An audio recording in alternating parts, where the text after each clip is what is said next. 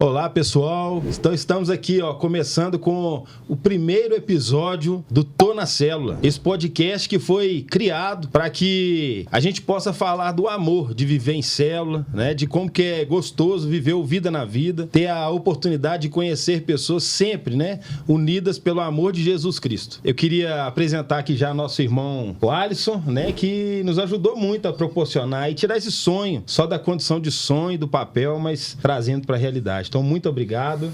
Que Jesus continue te abençoando, meu irmão. Obrigado a você. Um bom dia para todos, né? Vamos começar assim. Que honra, né? Poder fazer parte desse projeto seu, que é um projeto maravilhoso. Eu estar aqui hoje, para mim, é uma coisa muito diferente na minha vida, mas que vai me trazer muito conhecimento, poder ajudar, participar, né? É muito importante para o meu conhecimento aqui falar de Deus, falar de célula. São coisas que vêm mudando muito a minha vida. E eu agradeço muito aí por você ter juntado comigo nesse projeto aí. Amém, meu. E o nosso convidado, né? Convidado de honra aí, né? Não podia ser diferente. Eu trouxe aí o nosso pastor, né? Não é nem meu, não é o nosso pastor, pastor da Igreja Batista Central, Pampulha. Vamos deixar aí para ele se apresentar aqui pra gente, o pastor Inar. Olá, pessoal. Olá, Bruno. Tudo bom, Alisson? Amém. Para mim, assim, é um prazer poder estar aqui num projeto tão legal. Tô na célula. Eu respiro isso desde que eu nasci de novo. Para mim, né, acho que não tem nada mais empolgante na vida que viver com Deus junto com outras pessoas, né? Então, bênção demais estar aqui com vocês. Amém, amém, pastor. Pastor, então, assim, a gente começa o Tô na Célula querendo saber um pouquinho mais do Inar, né? O Inar antes do pastor, né? E como que foi essa caminhada e esse início aí de tudo? Então, quando eu era menino pequeno lá em Barbacena...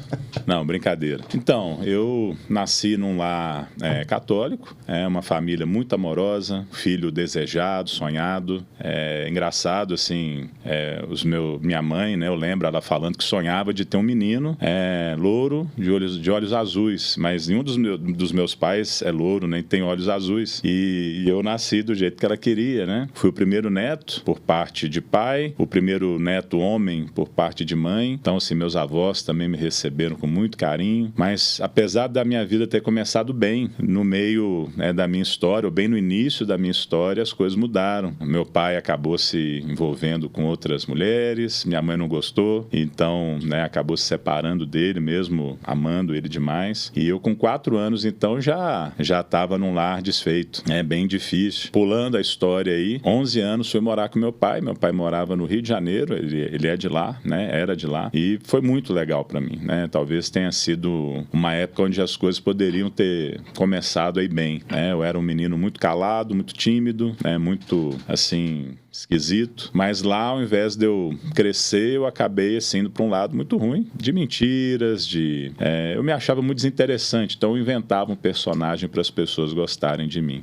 Cresci lá uns 2 anos, né, até os 13. Meu pai, mais uma vez, por escolhas muito, muito erradas, né, se envolveu com crime organizado, assaltou, junto com uma quadrilha aí, uma série de bancos pelo Brasil. A história é meio cabulosa, né? E imagina, ele tem o mesmo, né, eu tenho o mesmo nome dele, né? Eu sou Inar Filho. Então, o meu nome, né? O nome do meu pai estava em todos os jornais, Jornal Nacional. Foi um negócio, assim, muito sério. Eles roubaram muitos bancos. Ele era engenheiro e ele inventou, naquela época, imagina, eu estou falando de 37 anos atrás, ele inventou a maneira de abrir cofres de aluguel sem explosivo. E então ele entrava nas agências dos cofres de aluguel e tirava os pertences de lá, né? Roubou gente muito, muito rica, muito influente. Então, claro, foi preso, voltei para Belo Horizonte, e 2 anos depois, né, infelizmente, meu pai foi morto, né, eu tinha 15, ele tinha 40, né, hoje eu sei o quanto meu pai era jovem, né, escolhas difíceis, e um pai muito querido, muito amoroso, né, apesar de tudo, só me deu bons conselhos, não deixou bons exemplos, mas deixou bons conselhos e deixou muito amor, né, tem muita saudade dele, mas a gente já passou uma vida, né, depois que ele se foi. Você pode falar os bons conselhos que ele te deu? Porque é meio controverso comércio, isso, né? Então, é porque a gente, assim, nós somos seres multifacetados, né? Não é porque uma pessoa fez más escolhas que ela não pode ter algo de bom nela, né? Eu creio que todos nós podemos ter algo de bom. Isso não é suficiente para a gente viver uma vida boa, muito menos uma vida que agrade a Deus. Mas eu lembro, por exemplo, né? Meu pai me pegou ainda adolescentezinho, pré-adolescente, né? Vendo um filme pornográfico. E meu pai era um cara super promíscuo, né? Minha mãe se separou dele por causa disso, né? Mas quando ele, né, ficou sabendo que eu estava assistindo esse tipo de conteúdo, né? Ele falou, filho, aquilo lá que você viu não é sexo de verdade, né? Aquilo ali é uma atriz, é um ator. Sexo não é aquilo, né? Aquilo ali é um filme. Então, assim, você não pode esperar que aquilo seja a realidade do relacionamento entre um homem e uma mulher. Imagina, né? Que conversa bacana, né? Do meu pai comigo, um cara totalmente mundano e nada assim crente, né? Mas muito consciente, né? Filho, isso é uma fantasia, não embarca nessa. No ano que ele morreu, 88, eu lembro, né? Em janeiro, eu fui lá na nossa fazenda, meu pai tinha uma propriedade ali no Rio de Janeiro, na região serrana, e ele me botou no colo assim e falou assim, meu filho, se eu morrer, imagina, meu pai tinha 40 anos, né? Se eu morrer, pega isso aqui, né? Essa fazenda e vende, né? Vende e vai conhecer o mundo, né? O mundo é grande, filho, né? Não fica preso nisso aqui, não, né? Eu não tô aqui, né? Minha vida não tá presa aqui, né? Vai conhecer o mundo, abre a cabeça, é um baita conselho, né? Conhecer as coisas, né? Então, assim, em tudo, né? Mas mais do que as palavras, o exemplo fala mais forte. Eu acabei seguindo os maus exemplos do meu pai, né? Com abuso de droga, de álcool, né? Então eu, assim, muito rápido me tornei não só um dependente químico, mas eu vendia droga, né? Se eu falo, não usei traficante de cara, que parece que eu era assim, um grande traficante. Eu era um bobão que vendia droga para os amigos, né? E ainda fingia que não era eu que estava vendendo droga para eles. Tipo assim, não vou buscar para você. Isso quando seu pai já tinha falecido, isso na faixa de uns 17, 18 anos de idade. Exatamente. Até meu pai morrer, eu era o cara mais careta, mais certinho, mais bonzinho, né? Depois que meu pai morreu, imediatamente, né? Meu pai, no dia que ele morreu, eu já tomei meu primeiro porre, né? Fiquei bêbado pela primeira vez na vida, né? Então, assim... Quando você ficou sabendo que ele morreu, morava lá ou aqui? Então, eu morava aqui, mas eu estava chegando na nossa fazenda com um amigo, o Rodrigo, esse amigo que tem ido lá na Central, né? Que se converteu, batizou no último batismo. O Rodrigo estava comigo, né? Ele tinha 16, eu tinha 15. Nós estávamos indo na fazenda junto com meu tio e um amigo do meu tio. Meu pai ia nos buscar na cidade, porque a fazenda é distante da cidade mais próxima. E ele acabou não aparecendo, muito estranho, né? E aí então nós acabamos pegando um ônibus, parando na porta da estrada de terra e seguindo a pé o caminho. Foram 9 quilômetros, mas de muita subida à noite. Eu lembro até hoje, lua cheia. Nós com todas as malas, com todas as mochilas, né? Nada de rodinha, não. Então, assim, foi punk. Chegamos na fazenda, tudo aberto, tudo assim revirado, esquisito, né? E no outro dia, então, encontra meu pai morto, né? Então foi assim, bem ruim.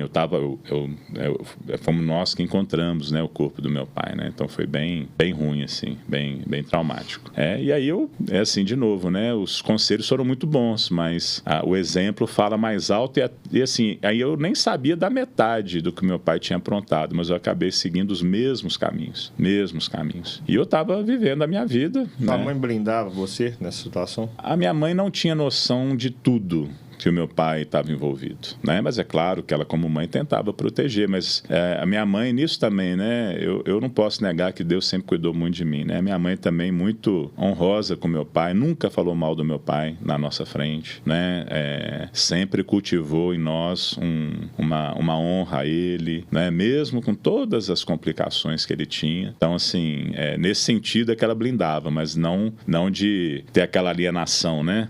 Pra gente sair de perto do meu pai, nem nada, pelo contrário, a gente estava sempre com ele nas férias, e ele sempre foi um bom pai nesse sentido de carinho, de afeto e de bons conselhos, né? Pastorzão, Conta pra gente aqui o seguinte, quando que acontece a virada de chave aí na sua vida? Então, a virada de chave foi interessante, porque eu não estava buscando. E eu realmente vejo muito isso, né? Um Deus que está atrás da gente. Né? Eu vejo Deus me buscando muito antes de eu ter tido um encontro com Ele. Eu lembro quando eu tinha 10 anos, eu fui fazer catecismo, né? Fui fazer ali, então, as aulas para fazer a primeira comunhão, né? Acho que é isso, né? Eu achava tudo muito estranho, tudo com cheiro ruim, de mofo, né? Uma senhora velhinha que dava aula, era Dona Ondina. Mas eu, depois que me encontrei com Cristo, eu não tenho dúvida que o Espírito Santo me levou ali para aqueles dias do catecismo. Falou, olha, eu estava ali tentando falar com você, né? Mas eu recusando. Eu estava vivendo a minha vida, já pulou então para os 20 de idade, né? Estava namorando com a Thaís, achando que estava vivendo a melhor época da minha vida, vendendo droga,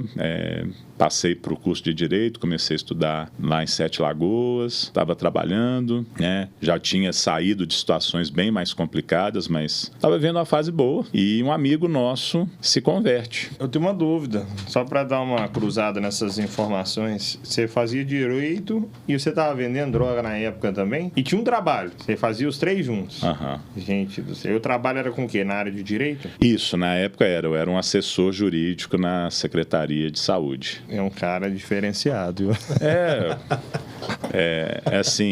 Essa é uma parte, como é que eu vou dizer assim, eu era uma pessoa que estava acostumada a representar um papel. Então, assim, o meu uso de droga, a ideia era eu conseguir funcionar no meio de todo mundo, mesmo estando 24 horas por dia sob efeito de droga, né? Então, eu conseguia fazer tudo. Eu sempre fui meio multitask mesmo, mas achava que estava vivendo a melhor fase da minha vida, né? Com a pessoa que eu gostava, já tendo passado algumas tragédias juntos, e agora vendo uma fase boa, vai lá um amigo dela, que eu nem gostava muito, um cara meio grudento assim, meio melancólico, cheio de problemas. Esse cara se converte e abre a casa dele para receber uma célula. Na época não tinha esse nome, mas era um pequeno grupo, onde eles convidavam então os amigos para ir ali e conversar sobre Deus e abrir a Bíblia, estudar. Um conceito um pouco parecido. Isso que eu ia perguntar, não tinha o nome e também não tinha... Nem era da Central, era de uma pessoa que tinha sido membro da Central no passado. Então, assim,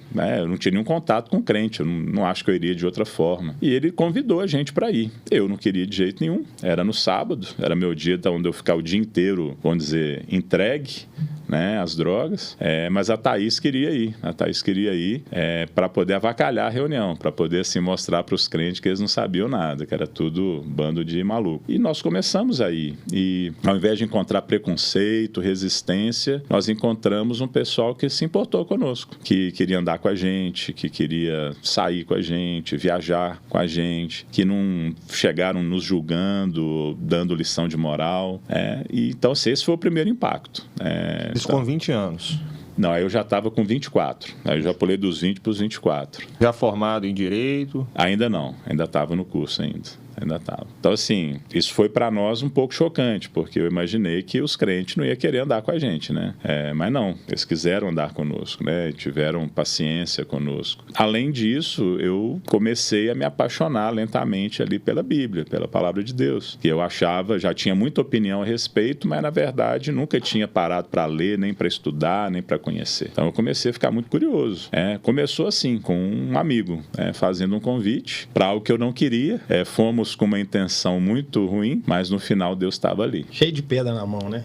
Acho que assim, cheio de preconceitos, né? Sem saber o que esperar, com muito... né? Eu queria saber isso pra gente também. A gente tá entrando num assunto agora que é a célula. Quais são os preconceitos que uma pessoa entra dentro pra ela entrar assim? O que ela pensa? Eu posso falar por mim. Eu pensava assim, primeiro que ia ser uma coisa chata, né? Não é a minha vibe. Então aqui não tem uma cerveja pra eu beber, né? Não tem o papo de mulherada, não tem um papo de mundão, né? De mundão, de coisa doida. Vão falar sobre um livro que é um conto conto de fada, né? Uma história da carochinha, né? Um monte de baboseira que não tem nada a ver com a minha vida, com o meu presente, com um povo esquisito, que fala um vocabulário que eu não entendo, que vive uma vida que eu não respeito, um povo pouco inteligente, né? Que se fosse inteligente não estaria numa célula ou numa igreja. Eu acho que esses são os principais. E aí, assim, medo de ser julgado, de então as pessoas não aprovarem você, de ser confrontado. Eu acho que tem gente que tem medo também de converter. Não era o meu caso, eu nem pensava nisso, né? Que isso seria possível. Mas tem muita gente que tem medo de converter. Tem que largar tudo, né? É assim, então vou parar de fumar, vou parar de beber, vou parar de transar. E algumas coisas, é claro que para mesmo. Mas não é que... a causa e efeito é que é diferente, né? E não é por uma questão de obrigação. Eu lembro que até em relação a frequentar uma igreja, eu ia tanto à igreja, eu comecei a ficar tão, assim, fascinado por esse mundo, né, de andar com Deus e viver no meio do povo de Deus, que eu ia com muita frequência, né? Na época nós tínhamos 3 cultos no prédio principal da Central, né? Era uma igreja única, né? Só tinha um prédio ali. E a minha mãe ficava, né, horrorizada. Mas como assim? Você vai voltar? Você ficou o dia inteiro lá? Eles te obrigam aí? Eu falei, não, mas eu gosto. Eu tô indo porque eu gosto, é porque eu quero, né? Não é uma exigência de ninguém. Ninguém tá brigando comigo. Engraçado, né, pastor? Porque essa mesma mãe que achava estranho, né, essa paixão pela igreja em si, né? Ela tinha vivido um tempo de tanta tristeza, né? Com essa parte aí de droga e tudo mais, né? Pensa numa mãe maravilhosa. É a minha. Pensa uma mãe assim que ama os filhos. É a minha. Tem mãe melhor. Isso é coisa de Dona Beth. Coisa de Dona Beth que a gente compartilha, né? Que a sua mãe também, né? Se chamava Beth. Então, eu só acho curioso, né? Mas ela estava ali preocupada comigo por algum motivo. Mas ela não era só em relação à frequência, mas até o horário, né? Mas isso é hora de chegar da igreja, sei lá, 11 horas da noite. Eu falei assim, mãe, eu chegava às 5 horas da manhã, né? Trêbado, e agora chegando às 11 da igreja. Então, eu creio que tem muitas coisas que nos afastam, né, da igreja. Acho que maus exemplos da religião, de outras igrejas, né, de pastores, de outros cristãos que a gente conhece. Então, se ser crente é ser como aquele cara que eu conheço, que é horroroso, que é um péssimo marido, é um mau profissional, é um cidadão de segunda categoria, a pessoa fala, bom, se é isso aí que é ser crente, eu não quero. Então, há muitos obstáculos para vencer, para alguém ir para uma célula. Por isso que eu creio, né? E eu creio que a Bíblia, né? E o Senhor, ele é muito sábio quando ele nos dá a grande estratégia para alcançar pessoas, né? São relacionamentos. Deus não nos alcançou à distância. Ele não só mandou homens escreverem um livro, e ele fez isso, né? Na verdade, 66 livros que compõem a Bíblia, mas o próprio Deus veio para estar conosco, para se relacionar conosco. Então, nós não podemos ter uma estratégia diferente da de Jesus, né? Ele veio. Então, se não fosse aquele amigo a quem eu devo tanto, e se o Daniel tiver algum dia assistindo esse vídeo, né? Como eu amo a sua vida por você ter feito aquele convite, e a gente andou junto tanto tempo. Eu espero que você continue, né? Nos caminhos do Senhor, e eu tenho certeza que você tem muito galardão. E é claro, o Armando também, que foi o meu primeiro líder, de quem eu também tenho tanta dívida, que o Senhor abençoe poderosamente vocês e as suas famílias. Aí sim, hein? Seu primeiro batismo foi quando? Meu batismo? Eu batizei eu acho que foi dia 28 de novembro de 1998. Tinha quantos anos? Então eu tinha 25. Aí acabou tudo, tráfico, acabou tudo. Então, ótima pergunta. Do dia pra noite, né, eu tive uma experiência voltando da faculdade. Então era 7 Lagoas, a gente voltando ali de carro. E aí fizemos o que a turma aí da Vibe chama de, ou pelo menos chamava, né, se tem tanto tempo, expressinho. Então a gente foi, né, fumar maconha dentro do carro, voltando, e eu já não fumava. Eu já estava assim, não é que eu não fumava, eu fumava, mas eu estava relutante. Eu já estava apaixonado por Deus, né, pela igreja, pela célula, mas eu estava relutante. E aí, eles foram me passar ali a maconha ali, eu tive uma experiência com Jesus, entreguei minha vida para ele, né? E aí um outro cara fez muita hora com a minha cara, que era um cara mais assim, sem fé, sem religião, né? Mais ateu, e ele fez pouco caso da minha fé. E naquele instante, né, eu me vi ali no Salmo 1, aquele que se assenta na roda dos escarnecedores, aquele que para, né, no caminho. E eu tive uma experiência, né? No outro dia eu fui à igreja.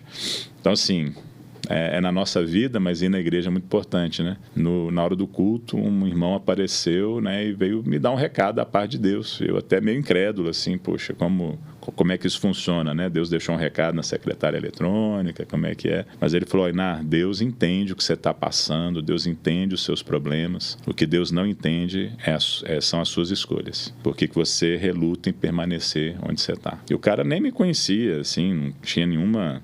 E foi um recado muito claro de Deus, e ali eu tomei uma decisão, tinha, sei lá, mais de 1 quilo de droga em casa, fui devolver para o traficante, né? Não tem PROCON, mas ele aceitou, falei com ele, olha, eu me converti mesmo, não mexo mais com isso, né? Devolvi para ele. Essa de um traficante aceitar a carga de volta, isso é comum? Seria comum? Ou só entende que isso aí também... Não existe Deus isso, não. O Espírito Santo foi o intermédio aí disso tudo. Não existe isso, não. Foi Deus também, mas se ele não fizesse, eu tinha que pagar, né? Eu tinha que dar um jeito, mas né, não sei como é que eu ia fazer, não. Mas, de qualquer forma, ele aceitou. E durante 4 anos, né, eu andei totalmente livre das drogas. Mas ali, durante um período da nossa vida ali, onde a nossa filha nasceu, a Laura, nós já tínhamos um filho, o Ian, mas aí nasceu a nossa primeira bebezinha, a Laura, a Thaís com depressão pós-parto, e nada disso é justificativo, eu só estou dando contexto. Eu acabei tendo uma recaída nas drogas. Foi muito duro. Isso com quantos anos? Aí eu já estava com 29, foi muito duro. 4 anos de convertido. Uma coisa, você converteu, você tinha um convívio já cristão, você trabalhava como advogado ou não? Então, nos primeiros 2 anos ali de caminhada com Cristo, eu continuei trabalhando, né, nessa área jurídica, mas aos 27 eu já tinha formado, eu deixei então minha carreira, já me casei e eu fui então trabalhar na Central. Eu fui ali contratado como secretário da igreja, na época a gente tinha ali uns 400 membros, uma coisa assim, a igreja toda, né, uns 400 membros, e então eu passei a trabalhar na igreja, então eu já era um funcionário da igreja, CLT, carteira assinada, para mim muito triste, eu falo isso sem nenhum orgulho, já era um líder de célula, inclusive, quando eu tive essa recaída. Com 27 anos, você Aí não, 27 eu fui contratado, a recaída foi com 29. Então, eu já era até o líder de célula. A minha esposa, né, a Thaís, que é a namorada lá dos 20 anos de idade, virou minha esposa. É minha primeira e única namorada, assim. Ela que me ajudou, ela que me pegou no flagra, ela que me disciplinou. Graças a Deus, né? O Senhor me trouxe de volta. Só que a segunda vez foi mais difícil. A primeira vez que eu larguei as drogas foi instantâneo. A segunda não, foi uma luta, foi um processo. Foi muito duro. Mas, graças a Deus, tô livre. Qual que é a dureza do processo? Desculpa, pode falar. A dureza desse processo, o que o senhor dá como exemplo? Assim? A superação. A dureza foi que eu não consegui parar do dia para a noite. Eu não consegui parar do dia para a noite. Foi um processo para largar. Foi muito difícil para mim, muito. Ao mesmo tempo que eu não queria, ao mesmo tempo que eu estava envergonhado, ao mesmo tempo que eu sabia que era errado. Eu acho que se eu pego uma lição disso e para qualquer outra coisa na vida, a gente sempre chamar pecado de pecado e não justificar o pecado. Então, em nenhuma das vezes em que eu estava ali na recaída, em nenhuma das vezes que eu usei droga, eu justifiquei de alguma forma. Eu sabia que eu estava errado e eu me condenava, me achava o pior crente do mundo. E eu não deixei de ir para a igreja, eu não deixei de ir para a célula, eu não deixei de buscar Deus. E eu acho que esse confronto constante com Deus, com a sua palavra, que me arrancou de lá. Não era uma hipocrisia, tipo, tanto faz. Não tem problema eu usar droga e estar aqui na igreja. Tinha todo o problema. Só que ao invés de eu fugir da igreja por causa do pecado, eu fui me alimentando cada vez mais da igreja e de Deus, até o ponto em que o pecado foi vencido. Então, assim, foi muito difícil. E eu digo difícil porque do outro não fiz esforço algum. Foi de uma hora para outra. Foi instantâneo. E esse não. Eu arrastei. Foi difícil demais. Olha, eu vou dar um comentário aqui, Bruno. Assim, eu estou muito admirado de você falar essa superação linkada com a conexão com Deus o tempo inteiro e não abandonando Ele. Então, assim, eu estou muito admirado com isso, porque eu vejo que as pessoas, até por uma questão de superação, elas geralmente, quando acontece algum tipo de, eu posso dizer, desvio, ela vai e abandona. E eu achei, assim, muito admirado, eu fico feliz demais de ouvir isso, porque isso é até uma questão de superação. Então, você não desistiu da palavra do Senhor, você não desistiu, continuou firme e ele, junto com você, conseguiram vencer essa batalha. Então, eu acho muito bonito, viu? O que deu certo da primeira vez também foi isso. Apesar de eu estar ainda num processo de conversão, o fato de eu estar agindo de uma maneira que não agradava a Deus, eu não deixei com que isso me afastasse das coisas de Deus. E, ao mesmo tempo, sem justificar esses pecados diante de Deus. Acho que, assim, tem que ter os dois lados. Porque se de um lado eu posso simplesmente desistir das coisas de Deus, então eu vou ver o meu estilo de vida, a minha opção. Beleza. Tem gente que faz isso. Agora, tem gente que quer encaixar o seu estilo de vida dentro da igreja, dentro das coisas de Deus. Isso também não funciona, né? Então, não é isso. Eu não estava lá achando que estava tudo certo. Eu estava lá sabendo que eu estava errado. Eu entrava na igreja humilhado, né? Eu ia para minha cela humilhado. Eu sei que eu estou errado, mas é assim que eu vivo, é assim que eu sou. Como é que eu faço? Era um conflito, isso na primeira vez. Na segunda, e por isso foi mais duro, é porque agora eu já estava convertido, eu já tinha o Espírito Santo. Então ele me incomodava ainda mais. E agora eu não era mais aquilo. Eu já era uma nova criatura. Então, assim, por que eu estou fazendo essas coisas? Por que eu estou insistindo nisso? Então, o sentimento, assim, de erro, né, de afastamento de Deus era gigante. Gigante. Então, foi muito difícil para mim. O senhor poderia falar que no primeiro momento, até o processo da conversão, todo esse constrangimento, ele era mais um remorso? Depois o Espírito Santo trouxe o arrependimento genuíno ou não? Não, eu creio que já era o Espírito Santo trabalhando, né? Durante um tempinho ali, antes, vamos dizer, da minha entrega total, eu já, assim, usava droga, jogava tudo fora, porque me dava uma angústia, uma coisa que eu já não... Aquilo que dava prazer já não dava o mesmo prazer, eu já não estava nem dando prazer algum. Então já tinha alguma coisa. Não vou dizer que era um remorso, mas ainda era a minha vida, entende? Eu ainda era aquilo. Era aquilo que me definia. Agora, já 4 anos depois, não. O que me definia era Deus, era o meu relacionamento com Ele. Como assim? Quem que é esse cara? Eu já não estava nem me conhecendo. Então, se eu não converti, né, eu não sou de Deus. Então, foi realmente assim, sem a Thaís e sem assim, a insistência que Deus teve, né, de me amar, de me perdoar, acho que eu não teria conseguido. Eu ali naquele momento, né, por orientação da Thaís, ela foi muito acertada, eu saí de diversas atividades que eu tinha na igreja. Então, eu deixei a supervisão, né, porque eu estava supervisionando já células. Eu deixei várias outras coisas para o quê? Para eu, então, cuidar de mim e até como disciplina mesmo. E não estava apto para aquilo. A única coisa que ela deixou foi eu ser líder por um tempo, desde que eu tivesse bonitinho no processo ali. Não é tipo, pode continuar fazendo coisa errada e ser líder. Não. Então, estou entendendo que você está no processo, então vamos ver se isso aí te ajuda a sair. E realmente ajudou. Então, se eu não... Foi a própria pastora Thaís que conduziu isso aí? Ela que deixou ali? Porque na verdade, assim, ninguém ficou sabendo. Entendi. Ela usou ali o texto de Mateus. Eu estava pensando nisso, eu fiquei imaginando, como que foi essa situação? Às vezes o silêncio nessa hora, ela... Na verdade é o seguinte, é uma instrução na palavra de Deus, né, em Mateus, capítulo 19.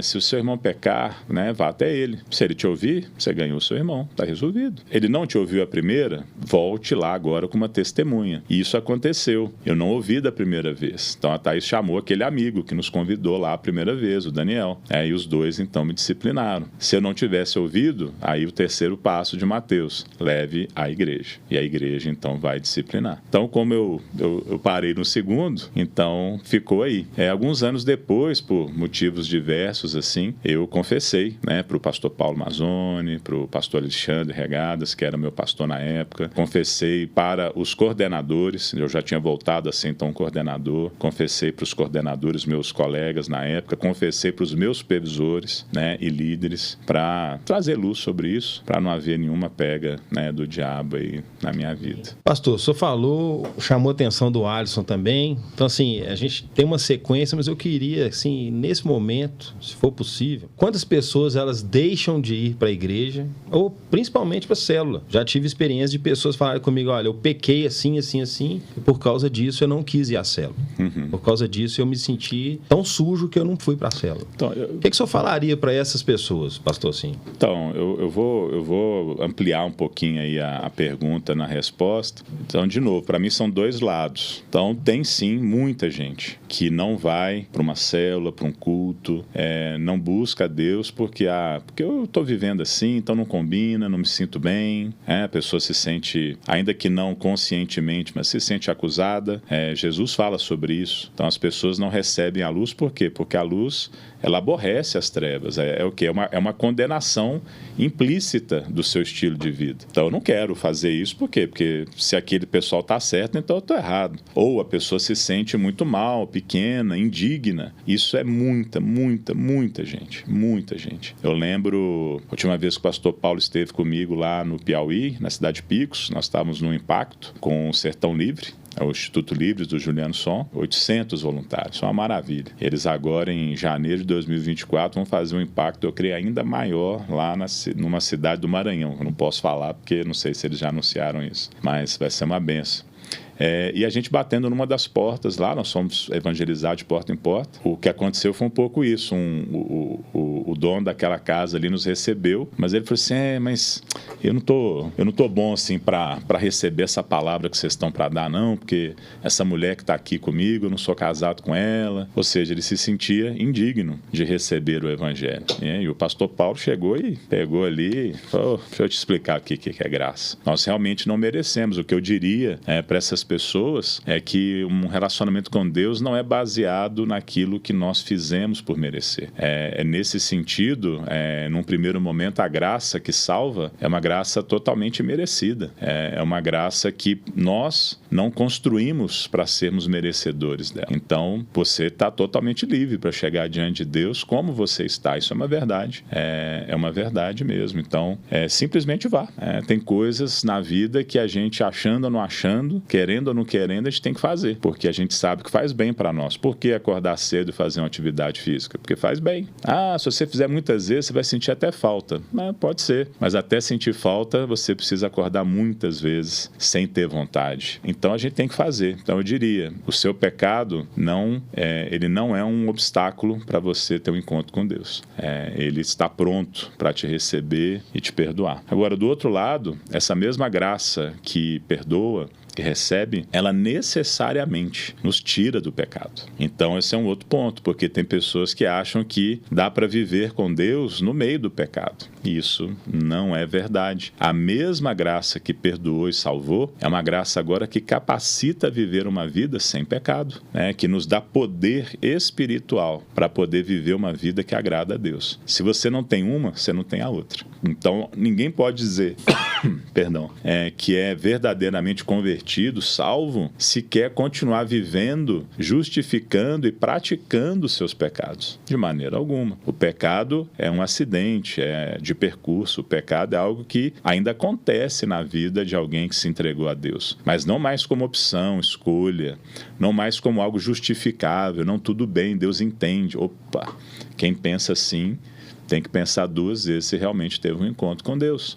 Então, se de um lado o pecado não me impede de ter um primeiro contato com Deus, me aproximar dele, se eu tenho esse relacionamento, se Deus entra na minha vida, e se ele realmente me perdoou, ele me perdoou e agora ele perdoou do pecado. Como é que eu vou continuar vivendo para aquilo que Deus me perdoou? Qual que é a lógica? Vai, não peques mais, né? Exatamente. Então, agora, essa mesma graça, ela me dá poder para viver uma vida santa diante de Deus. Então, dois lados da mesma moeda. Eu lembro de um bate-papo nosso, eu lembro que o senhor falou para mim assim, que aonde a graça do Senhor era derramada, que aquele lugar nunca mais seria o mesmo, né? Então, assim é a vida desses aí. Mas eu queria passar pro irmão aqui, ele deve ter uma pergunta boa aí para fazer aí. Já tem, Alisson?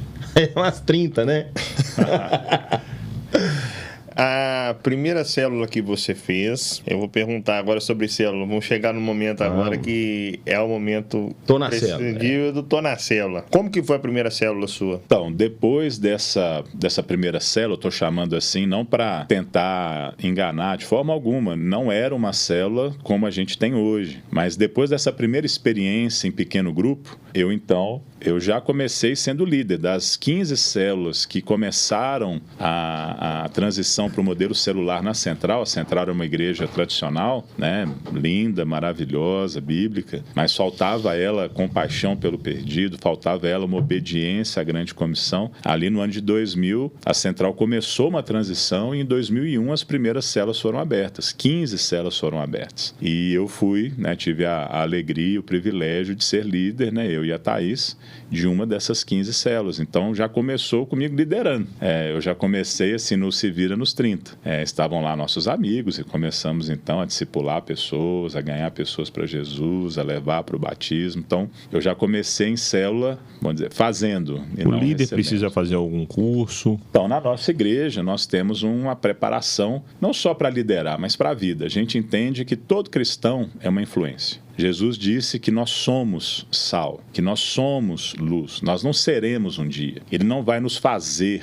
Nós já somos. Sal e luz são substâncias que influenciam tudo que toca. Então, nós somos uma influência. E liderança é influência. Então, nós preparamos pessoas para viver o estilo de vida, né, do Evangelho, desde o batismo, até a capacitação para a liderança da célula. Então, ainda que uma pessoa não vá ser um líder de célula, ela vai passar por todo esse conteúdo. Então, por que eu estou me dando ao trabalho de dizer assim? Porque não é só para quem vai liderar uma célula. Então, esse ensino que nós damos é para todo cristão. E ele habilita também, de maneira teórica, uma pessoa a liderar uma célula. Na parte prática, para você ser um líder, além de você ter feito esse curso, você já tem que ser um líder em treinamento. Você já tem que estar ali ajudando o líder da sua célula atual. Você já tem que estar ali assumindo algumas responsabilidades daquele pequeno grupo, né, que o líder vai passando para você.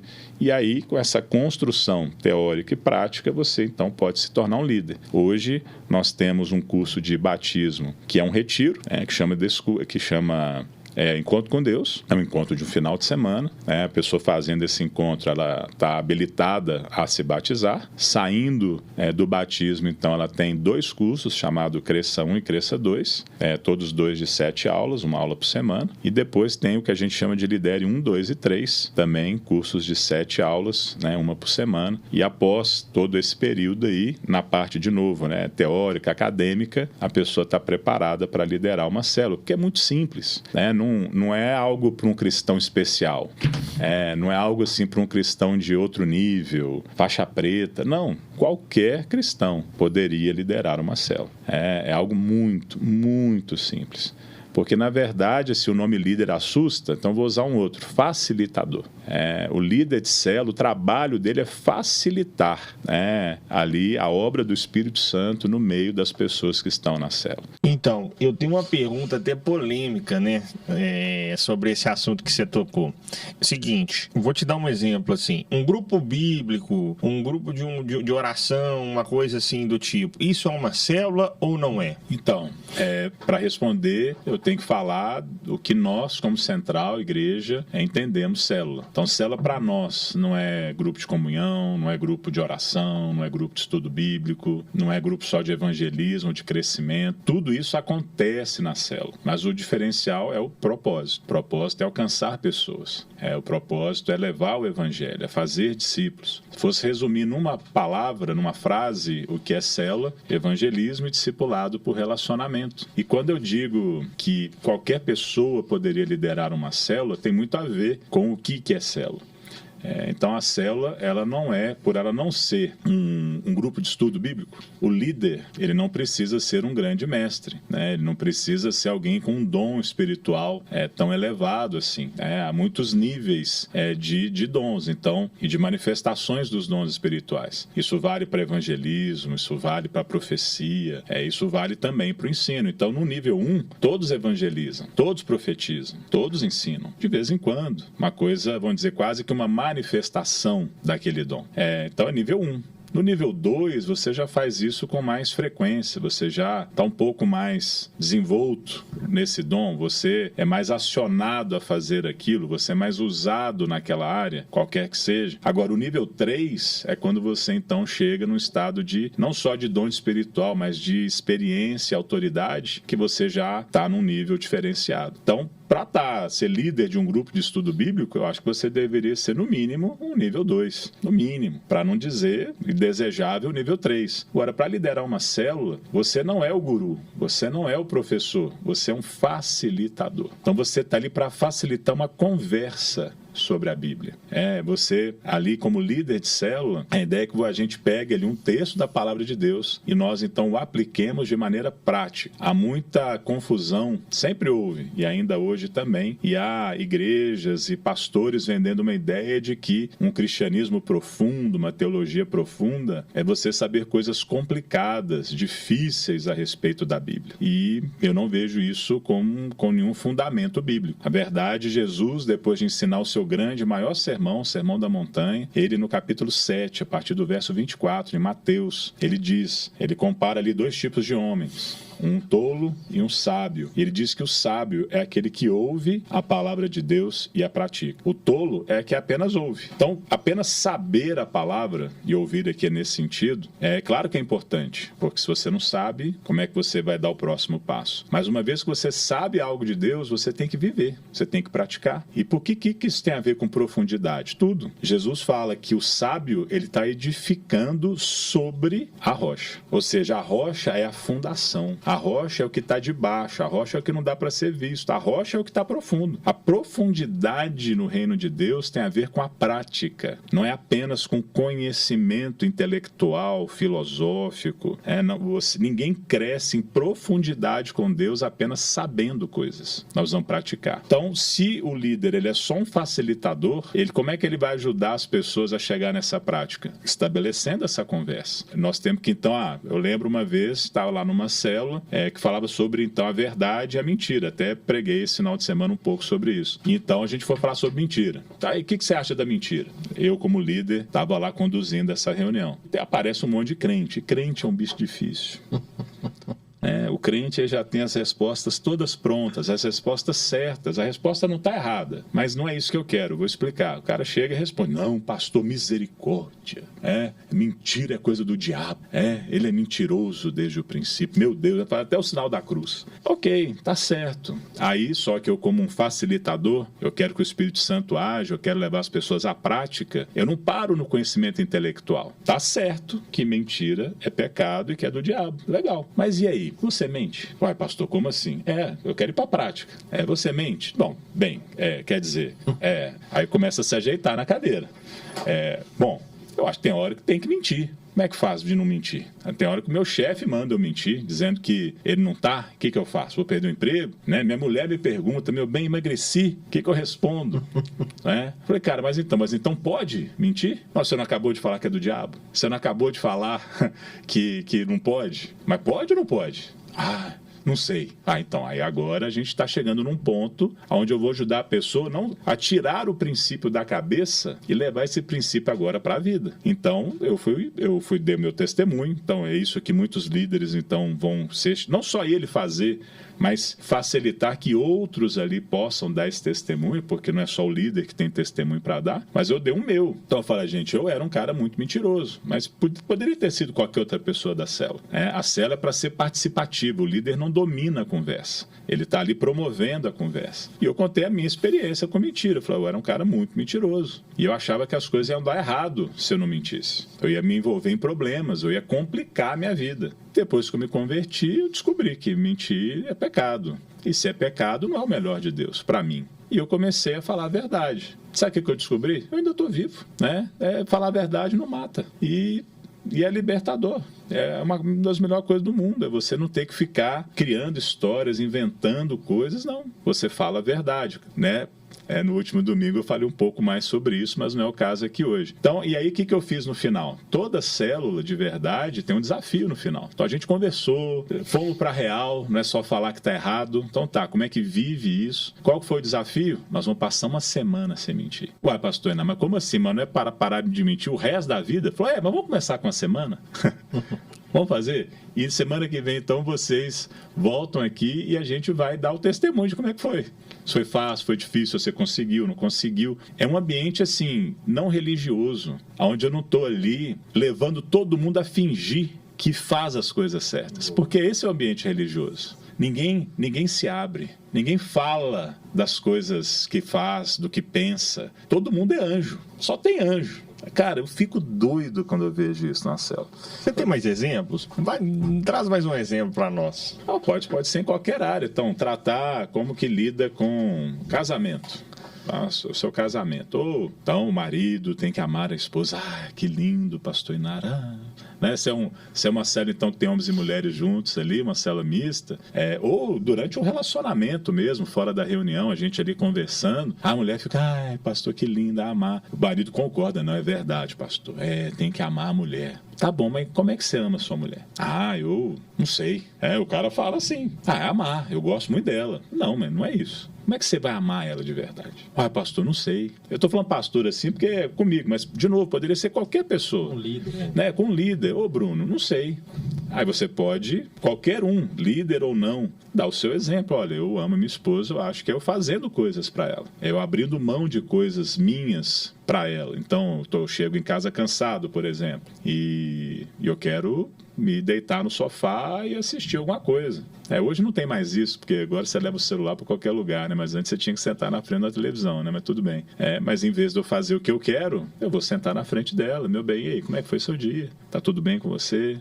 Vamos conversar. É você ter atitudes práticas. Isso é amar. O pastor Paulo brinca que amar se soletra D-A-R. É dar. Deus amou o mundo de tal maneira que ele deu. O amor, ele se expressa no dar, no fazer algo para alguém. Então não é um mero sentimento. E aí então você passa para casa. Então, cara, o que você vai fazer essa semana para demonstrar o seu amor pela sua mulher? Então é para casa. E é um aprendizado, não é uma coisa assim também que você faz uma vez e pronto e acabou. Você vai, no caso aí de amar a esposa e até mesmo de não mentir, você vai ter que aprender a falar a verdade com amor. Então não é só falar a verdade na lata. Amar a mulher não é só perguntar como é que ela está todo dia. Vão ter outras necessidades, cada mulher é de um jeito. Então a gente está estimulando as pessoas a praticar, a viver o princípio bíblico no seu dia a dia. Isso é o ensino mais profundo que existe, é isso que a célula quer promover.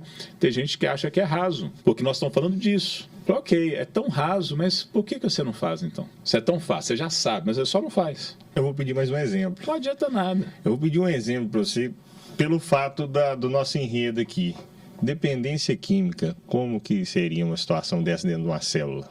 Então, é uma ótima pergunta. Então, em primeiro lugar, nós temos que ter proximidade, relacionamento suficiente para a pessoa ou se abrir ou a gente perceber que alguma coisa está acontecendo. Porque pode ser que a gente ainda não saiba. Então, começa por aí. Então, uma célula de verdade, ela tem amizade, comunhão suficiente para a pessoa ter coragem de se abrir. Porque nem todo mundo chega lá e você sabe. Drogado não anda de carteirinha, né, de crachá. Né? Nem todo mundo sabe que a pessoa está envolvida com algum tipo de dependência química, seja álcool, droga ou qualquer outra que seja. Então, primeiro você tem que estar junto dessa pessoa. Uma vez que você está, é um pouco o que a Thaís fez comigo. De então sentar com ele e falar, cara, tudo que te tira da sua consciência, né, é pecado. Por isso que, ainda que beber não seja pecado, é rara a pessoa que bebe e não peca. Não sei se vocês já pensaram isso. Então, assim, beber não é pecado, não é. Não existe na Bíblia não beberás. Não tem. Agora, eu conheço pouquíssimas, se é que eu conheço, tá? Estou dando o benefício da dúvida, de alguém que bebe e não peca, no sentido de alterar sua consciência. Alterar seus reflexos, raciocínio, né? Você ficar altinho. Então, qual que é o limite da embriaguez aí? Cair no chão? Só um parênteses aqui, que uma vez você me falou, acho que isso é importante se eu falar aqui. Sobre aquele que bebe e as suas gerações. Lembra? De aquele que bebe talvez nem traz sim. tanta... Lembrou? Sim, claro. Mas então assim... só o parênteses aqui, né? Estou usando a bebida porque é algo mais socialmente aceito. E é legal, né? Assim, não é ilícito. Agora, quantas pessoas bebem e pecam? A maioria. Pega um carro, às vezes, né? Não está bêbado, mas está altinho. Não pode, inclusive é ilegal. Suficiente para cair na lei seca, por exemplo. É suficiente para cair na lei seca. Outra, tá altinho mesmo, já tá falando que não deve, né? Já tá reagindo como não deve, e isso a Bíblia chama de pecado. Qualquer estado de alteração dessa sua consciência, para mim, seria pecado, né? Tá te levando para um lugar perigoso. Agora, ok, não, mas eu não embriaguei. Tá, vamos supor que é isso. Ainda tem a questão de um exemplo, né? De filhos, pessoas próximas, amigos. Se o Inar bebe, então eu também posso beber. E quem disse que porque eu sei beber, vamos supor isso, que a pessoa que está ali me vendo beber vai saber beber? Eu não quero. Eu, por exemplo, não bebo por uma questão de voto pessoal diante de Deus. Os pastores da Central não bebem, porque eu não quero ser a justificativa para alguém beber. Não, o pastor Inar bebe, então tudo bem, eu posso beber também. Não, eu não. Eu não estou dizendo que quem faz diferente está errado. Esse é um voto meu, pessoal, diante de Deus. Então, a pergunta é em relação ao que eu faço na célula. Então, eu ia ter essas conversas com ele. Eu ia conversar com essa pessoa. Então, como é que tá a sua vida? Como é que está o trabalho? Como é que tá seus relacionamentos? Porque quando você vai ver, a pessoa está com problema já no casamento, está com problema com o filho, está com problema no trabalho, na escola, na faculdade, o que seja. A coisa ela não fica restrita na área vamos dizer, ali da dependência química de recreio, né, ali de curtir. Isso vai para as outras esferas. Eu ia começar a conversar com ela, eu ia mostrar para ela a dificuldade, né, que ela vai ter, continuar nesse caminho. E o para casa vai ser o quê, cara? Então, confessa. Então, tá tentado? Liga para mim, né? Aí a gente ora junto, eu vou encontrar com você. Para de andar com essa turma que você tá andando, não vai dar certo, né? Você vai para o lugar que todo mundo tá usando droga e tem droga, você vai usar droga. Você vai ter que fazer escolhas. Não estou dizendo que você não pode ser amigo, mas você não pode ir para esses lugares onde você sabe que você, com seus amigos, você vai usar droga. Eu, por exemplo, eu não estava usando droga, eu estava naquele, né, no período, né, graças a Deus, a maior parte da minha vida cristã, né, 20 e tantos anos, né, não foi usando droga, mas nesse período aí de não usar droga, eu logo no início, eu super bacana, super alinhado com Deus, eu continuei indo na casa de uns amigos para assistir basquete, campeonato da NBA, e eles usavam muita droga. Eu não estava usando nada, mas eu estava lá com eles usando, né? E aí a Thaís, de novo, né? Mulher maravilhosa, sabe? Falei, não tá legal, você vai acabar caindo. Sabedoria, né? Você vai acabar caindo.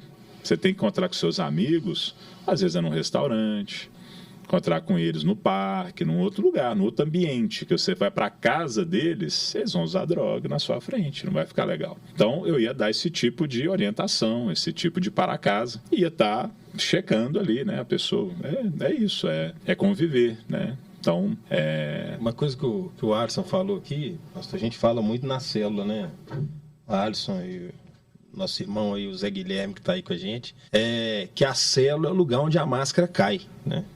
Porque ali a gente, na igreja ali, querendo ou não, é cheio de aleluiado ali, tem uns aleluia, glória, você fala assim, cara, que cara forte, que cara, né, tá firme, mas na célula vem choro, às vezes o cara entrega ali mesmo a vida dele. É possível numa célula, num pequeno grupo, disso não acontecer. Porque se a célula não funciona como ela realmente deveria funcionar. Só o fato de ter o nome célula e se encontrar toda semana numa casa não faz com que o que nós estamos chamando de célula realmente aconteça. Então, uma célula onde as máscaras caem é uma célula onde há relacionamento, onde há comunhão, onde se cria um ambiente de não só de intimidade, mas de confiança para a ação do Espírito Santo, para que não esteja ali todo mundo dando a resposta certa, né, sendo político, né, usando a máscara. Então você tem que promover isso, porque só o fato de encontrar toda semana não promove isso, não. Isso é algo intencional. Então, assim, tem que ter gente ali... Um ambiente de confiança, né? Alguém tem que começar a confessar o pecado. Você acha que é a pessoa mais pecadora que vai fazer isso? Na maioria das vezes, não. Né? Vai ter que ser você. Às vezes vai ter que ser o facilitador, vai ter que chegar e abrir o coração, falar alguma coisa. E não vale assim, não, eu tenho um pecado muito grande, né? Eu sou muito perfeccionista. Né? Não vale esses pecados assim. Então, eu concordo. Porque se tem relacionamento, uma hora aparece a sua ira, aparece a sua boca suja, aparece você lá enchendo a cara, não tem jeito, uma hora nessa convivência você vai revelar quem você é de verdade, não quem você gostaria de ser ou quem você acha que os outros querem que você seja. O seu eu de verdade vai aparecer e aí isso é ótimo. Porque aí a gente pode ajudar. Então, parte do ambiente de confiança é quando alguém confessa um pecado, eu tenho um problema, não é nem um problema, pode ser muito pior essa confissão. Eu fumo maconha, eu cheiro cocaína e eu gosto. E eu acho que não tem problema nenhum com isso. A pessoa não necessariamente ela vai chegar assim, me ajudem. Fico na minha, não faço mal pra ninguém e acho que não tem nada a ver. Aí... misericórdia. Aí já ninguém conversa com o cara, acabou. Ele nunca mais vai falar nada, bobear, nem vai voltar mais. Então o ambiente de confiança é o quê? É a gente poder ser a gente. É a gente poder abrir o jogo. Então vocês vão concordar com esse tipo de estilo de vida? Claro que não. Mas nem por isso eu vou tratar ele pior. Eu vou deixar de querer andar com ele, eu vou buscar levá-lo a Cristo. E eu acho o seguinte, se eu faço isso de verdade e essa pessoa não quer mudar, ou não deixa, vou ser mais específico, não deixa o Espírito Santo entrar nela e mudá-la, ela vai acabar não ficando conosco. Né? E não que eu não queira ficar, ela que vai ser, mas não é esse tipo de vida que eu quero para mim. Porque eu, de um lado, eu não vou expulsar, mas de outro lado, eu não vou deixar de querer viver uma vida santa para Deus. Então, a pessoa vai ser confrontada com isso o tempo todo. É igual estar na central e não gostar de célula. Eu nunca vou expulsar ninguém da igreja, nem nunca vou disciplinar uma pessoa que não está numa célula nossa. Agora, eu fico um pouco surpreso da pessoa conseguir estar na central e não estar numa célula. Por quê? Porque eu só falo disso. Então, uma pessoa que não quer andar com um Deus santo, ela estar numa célula, para mim, é um negócio meio estranho. Vai chegar uma hora que ela fala, poxa, mas eu não quero, então eu não vou ficar aqui. Porque eu não vou deixar de falar de pureza, de santidade, de consagração, de entrega, de renúncia. Eu não vou deixar, porque isso é o Evangelho. Então, se ela dá conta de viver como ela vive e está lá conosco pregando isso, eu vou tentar ser amigo dela o melhor que eu posso. O melhor que eu posso. Então, eu creio que é assim que a gente faria nessa parte prática. Nós andaríamos com a pessoa e tentaríamos ajudá-la a entender a Bíblia e a viver a Bíblia. Então, é coisa prática. Eu lembro qual foi o primeiro lugar da igreja que o senhor serviu. Fala pra gente a trajetória aí de como começou o servir na igreja. Assim, eu nem sabia que isso existia, né? Na época a igreja estava começando a ter, assim, necessidade de botar cadeiras de plástico dentro do auditório, era um auditório bem pequeno, e já não estava cabendo nos bancos, e aí então compraram umas cadeiras de plástico. E o que eu vi é o seguinte, eu chegava para o culto e as cadeiras estavam lá empilhadas. E assim, talvez alguém pegasse a cadeira se precisava e tal, mas ninguém colocava aquelas cadeiras lá. Aí eu vi aquilo e eu comecei a colocar as cadeiras no lugar, onde eu achava que precisava. Ninguém me pediu, nem eu também assim achei que precisava pedir permissão. Foi uma coisa óbvia, todo domingo estava usando. Então foi ali que eu comecei, botando cadeira do lado dos bancos. Aí a coisa foi crescendo, a igreja foi crescendo de um ano para o outro. Eu abro a agenda da igreja, na época a igreja tinha uma agenda como se fosse uma lista telefônica da igreja, com todos os membros, com a data do aniversário, com o telefone e o endereço. Para quê? Para a gente poder se comunicar, para a gente poder... A maioria das pessoas nem tinha celular.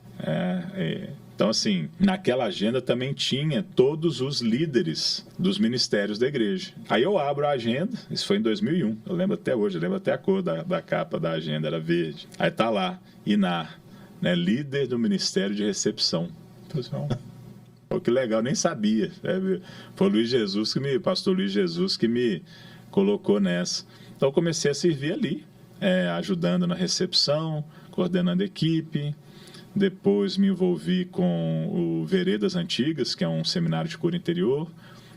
Ajudei a trazer ele para a central, junto com um casal e uma irmã da igreja. Depois comecei a dar aula, muito cedo. Cresci bastante assim no conhecimento bíblico. Aí comecei a dar aula, fui convidado. Depois fui ser diácono, líder de célula, supervisor, coordenador. Aí já fui pastor da área operacional, cuidava dos cultos, eventos, da área de audiovisual, som, vídeo, luz. Já fui tesoureiro da igreja, já fui... que mais? Até medo de falar alguma coisa que eu esqueci aí, né?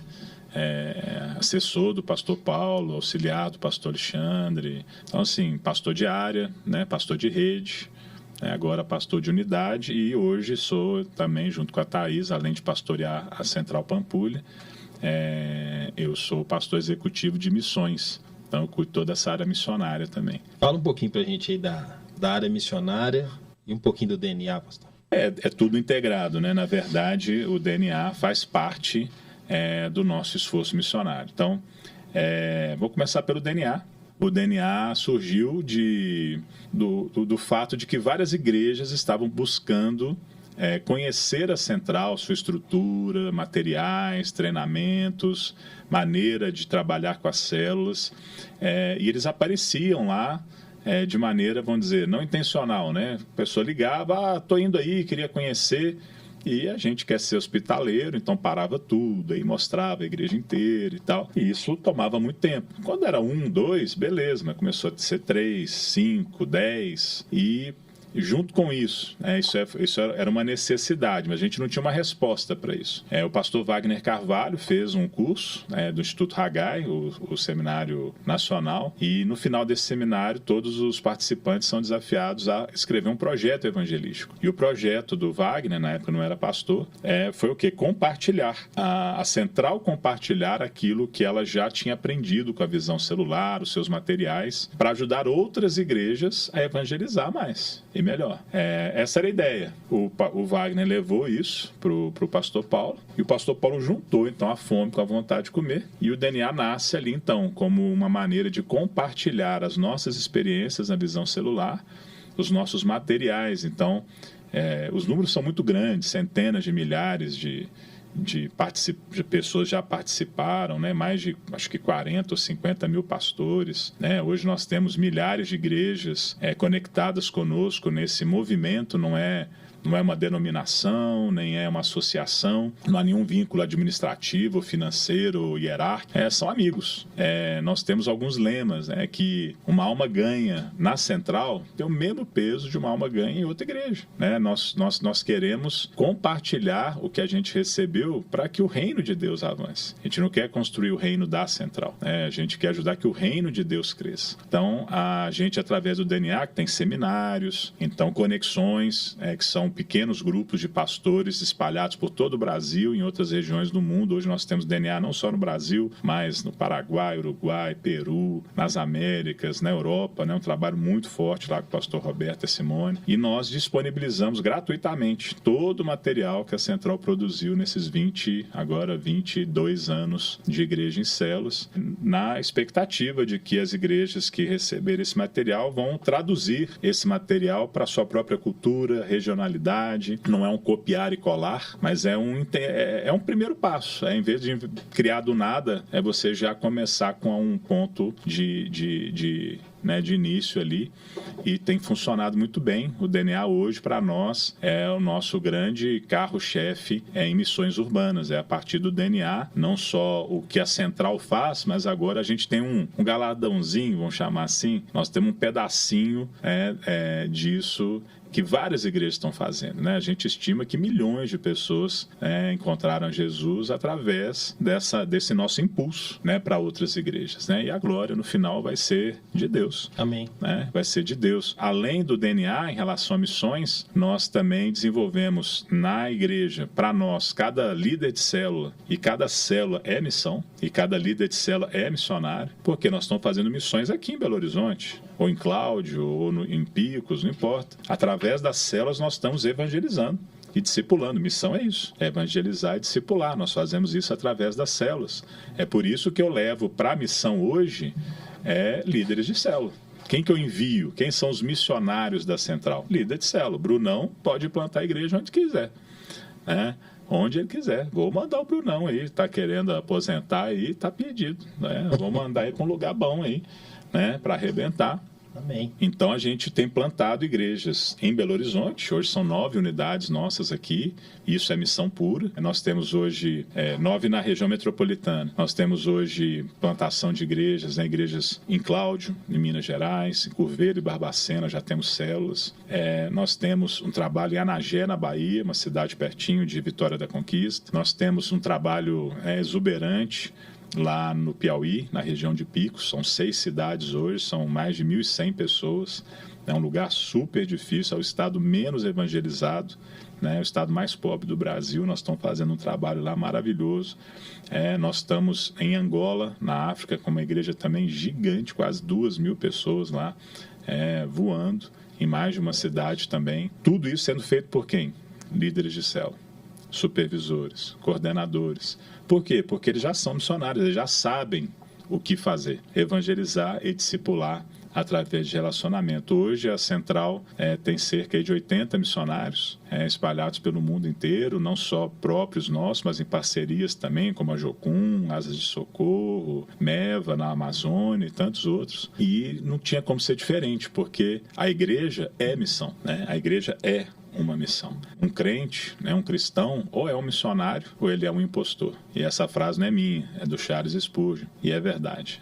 Nós somos chamados para fora, nós somos chamados para comunicar o amor do Deus Pai que enviou o Deus Filho para nos salvar. E do Deus Filho, né, que não só morreu, mas ressuscitou por nós, enviou o Deus Espírito Santo para viver dentro da gente. Essa é a nossa missão. Não tem como ser um cristão de verdade só para si, só para melhorar, só para ser uma pessoa melhor. Não, eu sou um cristão porque também com um propósito, com uma missão, né, de alcançar outros para Cristo, de levá-los à maturidade a Cristo. Não só alcançar, mas também levar ao amadurecimento, evangelizar e discipular. Isso é a vida cristã. Se a gente quer crescer, se tornar maduro, não adianta só abrir o livro. Tem que abrir o livro. Tem que abrir o livro dos livros, o bom livro, a Bíblia. Mas você tem que, depois que você fecha a sua Bíblia, você tem que ir lá, né, e você tem que multiplicar aquilo.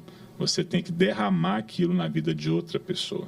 A Bíblia, o próprio Jesus fala o tempo todo que é de fruto, né? O cristão tem que dar fruto. E eu nunca vi uma árvore que come o próprio fruto. Fruto é para outra pessoa, né? O fruto é para outro, não é para quem o produz. Mas não, parece que a gente quer o fruto para nós, né? Não, eu sou cristão e eu me basto, eu me resolvo na minha casa, com a minha família, ou sendo uma pessoa melhor, tendo um caráter melhor. Tudo isso não está errado, mas a vida cristã não para aí. Isso é um estágio da vida cristã, mas o estágio final, o estado mais maduro, o estágio da grande excelência e da semelhança com Cristo na sua essência, é um estado de pai, de mãe espiritual. De agora você está se derramando e se reproduzindo na vida de outros. Foi isso que Jesus fez, é o mesmo que nós temos que fazer também. Então, a Central é uma igreja super missionária, na sua essência e também naquilo que ela faz. Glória a Deus, glória a Deus. Você estava querendo fazer uma pergunta aí, meu irmão? Eu posso fazer essa pergunta? Vem cá. Entra aqui dentro. Vem cá, Zé Guilherme. Vem cá. Entra aqui, puxa aqui. Vou atrapalhar um pouquinho aqui. Puxa aqui. Não atrapalha não. Pode ir lá. Não, pastor, é porque você falou com muita, Baixa um pouquinho. com muita categoria e muita didática, tudo. Mas se eu fosse falar um pouquinho, se fosse falar o INAR, na concepção pura do INAR, o que é uma célula e o que significou uma célula na vida do INAR e o que ele pode falar para as pessoas que ainda não têm uma célula, por que ir para uma célula? Legal, ótima Tá pergunta. vendo o que a gente precisa desse homem? Isso é demais, né? Esse aí mandou bem, viu? Então, eu acredito na visão celular, eu acredito na célula, não como sendo algo místico ou cabalístico, algo assim. Por que eu estou falando isso, né? Eu não confio, não é na célula, não é na estrutura, mas é no que Deus faz através dessa estrutura. Deus, ele é espírito, mas ele escolheu se derramar sobre corpos finitos, numa estrutura. Precisa uma estrutura para essa glória se manifestar. E ele tem feito isso através da história. A célula, para mim, é essa estrutura onde Deus se derrama. A célula, ela é um meio e não um fim. Eu jamais idolatraria ou endeusaria a célula. Mas por que eu acredito tanto em célula? Porque nela eu encontrei a Deus. Porque a célula transformou a minha vida. Eu talvez jamais entraria numa igreja, ou eu jamais conseguiria conhecer a Deus. Você tem alguém do meu lado, tirando a minha dúvida, me aceitando como eu sou, me ajudando na prática, sem me julgar. Alguém que estava ali orando comigo, se importando comigo, sendo expressão de Deus na minha vida. A Bíblia fala que Jesus, ele é a imagem visível do Deus invisível. E como ele, ninguém mais, claro. Mas deixa eu te falar, hoje nós somos a imagem, visível. Nós somos aqueles que as pessoas podem ver. E as pessoas vão poder nos ver, vão poder ver Jesus em nós, se a gente estiver perto delas. A célula é isso. Cristo em nós, a esperança da glória. A Bíblia diz que as pessoas devem ver as nossas boas obras, para então glorificar o Pai que está nos céus. Como é que elas vão ver se elas estão longe? Eu vou ter que ter eu não estou aqui desprezando o podcast de jeito nenhum, eu estou na célula. Mas é muito mais do que isso. Como é que as pessoas vão ver no dia a dia Deus em mim se eu não estou perto delas? A célula é isso. É estar perto. É compartilhar. É viver e deixar Deus aparecer. Não é a beleza do Inaro, do Bruno, do Alisson, do Zé Guilherme. É a beleza de Jesus. E as pessoas se apaixonam por Jesus. Porque ali dá para ver. Não é só papo. Ali é de verdade. A gente que está lutando. Ninguém é perfeito. E quanto mais perto chegam de mim, mais decepcionados ficam. Não tem problema, porque a glória não é para nós. Mas quanto mais chegam perto de mim, mais vem Jesus. Mais vem Jesus. E meu amor e devoção, e o quanto ele faz, não é só diferença na minha vida, mas como ele deu sentido, propósito, significado para a minha vida. Então, célula é isso. É um lugar de ver Deus na vida de outras pessoas. E de influenciar outras pessoas, deixar que Deus se manifeste através da sua vida. E é por isso que eu acredito, eu de vez em quando eu conto o meu testemunho na terceira pessoa e só no final eu conto que eu estou falando de mim mesmo, Eu conto assim para valorizar a célula. É um lugar onde minhas máscaras caíram, mas ainda assim as pessoas me amaram, não me julgaram, oraram por mim, se importaram comigo, pregaram o evangelho.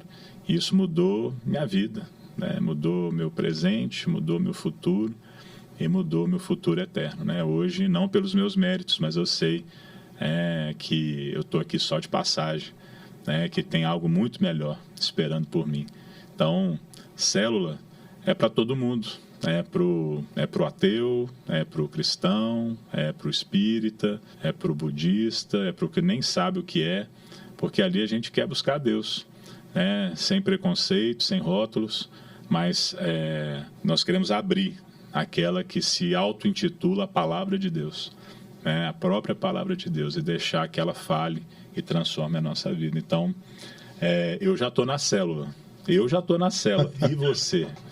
Já está? Então, entra numa célula, procura o Bruno aqui, procura, bobear, vai botar link, qualquer coisa aí, entra numa célula que eu tenho certeza você vai gostar demais. E se for na dele aqui, na deles, aí você está feito, que é a melhor célula do Brasil. Me desculpe aí, pastor Oswaldo, mas é a melhor célula do Brasil, a melhor célula do mundo. É a célula do Bruno, da turma dele. Pastor, muito obrigado, viu? Obrigado aí pela participação. Nós sabemos aí a agenda do senhor, como que ela é corrida, e eu tenho o prazer de caminhar aí com o senhor de perto. Agradecer mesmo, porque pra gente foi um tempo de honra aqui, sabe?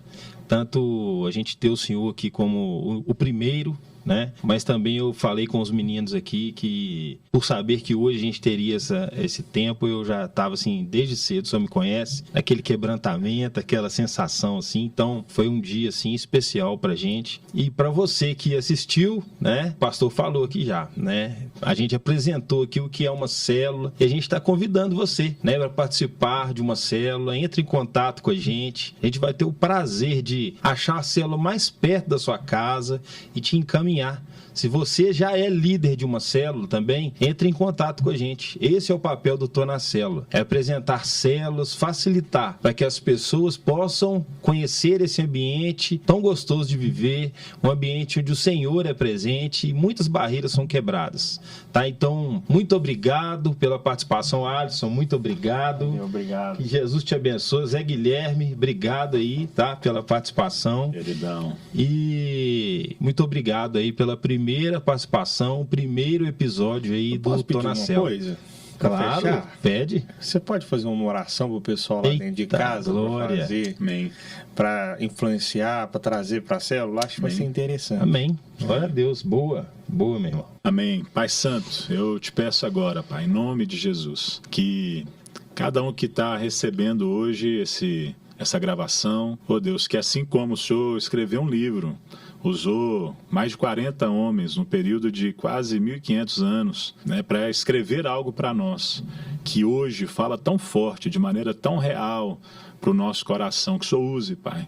E tudo isso que essa pessoa agora está ouvindo, seja onde for, em casa, no carro, no trabalho, não importa, Deus, que agora o Teu Espírito Santo, que inspirou a Tua palavra, possa agora ativar, Deus, a curiosidade, Deus, tirar o medo, né, tirar amarras, travas, se há algum bloqueio espiritual, em nome de Jesus, na autoridade deste nome que está acima de todo nome, nós agora liberamos você, né, liberamos você com liberdade para aceitar o convite de ir para uma célula, para você buscar uma célula para você, porque lá você vai ter um encontro pessoal com Jesus Cristo, e isso vai mudar a sua vida para sempre. Deus, eu te peço, Pai, que o Senhor abençoe, Deus, todos que estão ouvindo aqui essa mensagem, e, Deus, e que ao final eles possam sair, Deus, não, Deus, de outra forma, senão entendendo que há um convite muito especial, carinhoso, amoroso, bem intencionado, e, Deus, eu te peço, inclina o coração deles a aceitar, e ainda que com dúvida, ainda que com preconceitos, ainda, Deus, que com o pé atrás, que eles aceitem o convite, e lá possam ver a realidade dessa oração que eu estou fazendo, um encontro real com Jesus. Deus, faz isso, Pai, nós te pedimos, Espírito Santo, abençoa, Deus, em todas as áreas, e, Deus, nós te pedimos isso, no nome poderoso de Jesus, amém. Amém. Amém. Amém. Glória a Deus. Então é isso aí. Muito obrigado, que nós encerramos.